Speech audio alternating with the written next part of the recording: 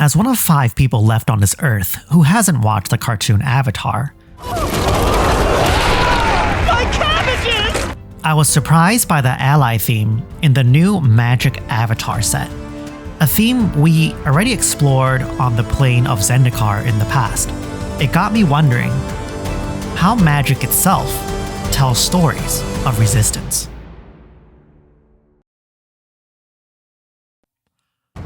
Resistance is a common narrative theme of magic storytelling.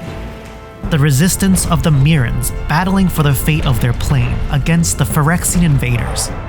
The resistance of the Zendikari against the ruination of their land by the Eldrazi. And the resistance of Ravnica's populace against a self-imposed god pharaoh. If we want to build a deck of freedom fighters, we first need to examine what resistance mechanically looks like. Across the sets of Zendikar, allies are unique in how they strengthen each other through their presence, either through something like Akum Battlesinger in original Zendikar, to the mechanic cohort from Oath of the Gatewatch, where you activated a physical cohort to create a unique effect. The individuality of each card is what makes allies feel like a resistance force, and in a way, the humanity they bring to the resistance itself.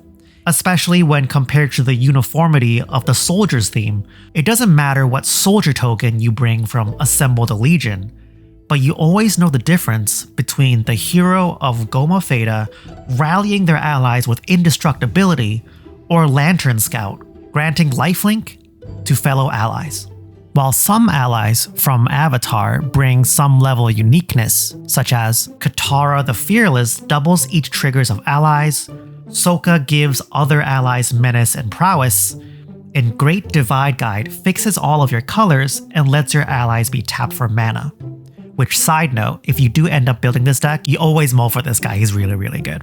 The characters of Avatar focus more on creating ally tokens, with cards like Katara, Water Tribe's Hope, being able to greatly strengthen the allies through her waterbending. But here is a problem with decks like these. We've all built theme decks that end up being the same anthem machine of card A, B, C that synergize with each other, make a big board, and swing out to victory. Either it be elves, merfolk, constructs, or soldiers. And while we do need to raise an army to resist our opposition, we have to remember the design lessons of Zendikar in making each ally feel impactful.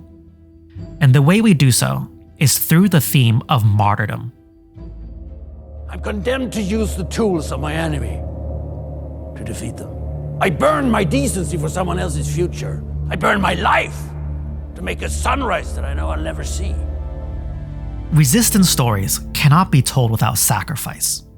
To be a part of resistance demands fanatical devotion to the cause, to believe your small effect matters, because together, it adds up to something unstoppable. And through sacrifice is how we turn our nameless ally tokens into heroes to be remembered on the ledger. In the Aether Revolt story, Pia Nalar and her faction of renegades lead a revolution against the authority of the consulate.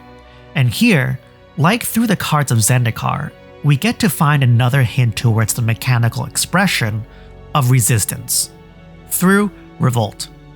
The liberators of Avishkar, like Vengeful Rebel, Solemn Recruit, or the classic Renegade Rallier, all come with an effect when a permanent you control has left the battlefield, each stronger after loss.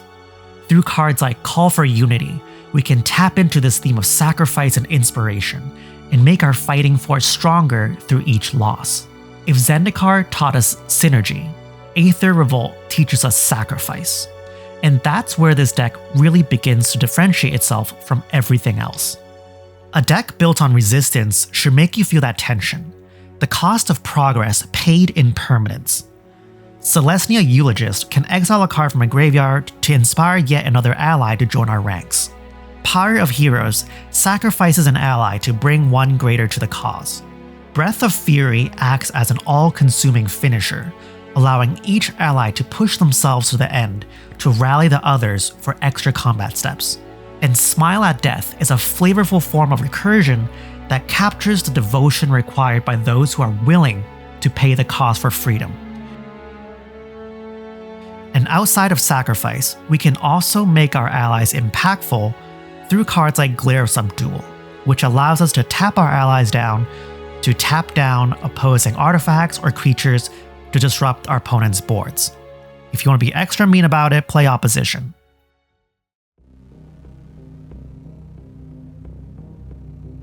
The Mirrans battling Phyrexia on their home of Mirrodin capture the theme of inspiration required to defeat a greater foe.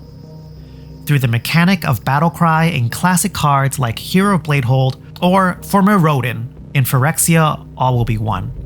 While you have many sources of strengthening effects to capture the feeling of battle cry, Roar of Resistance is a greater representation of this rallying inspiration, where outside of pumping up your own attackers, you can also rally the other players at the table to battle a common enemy.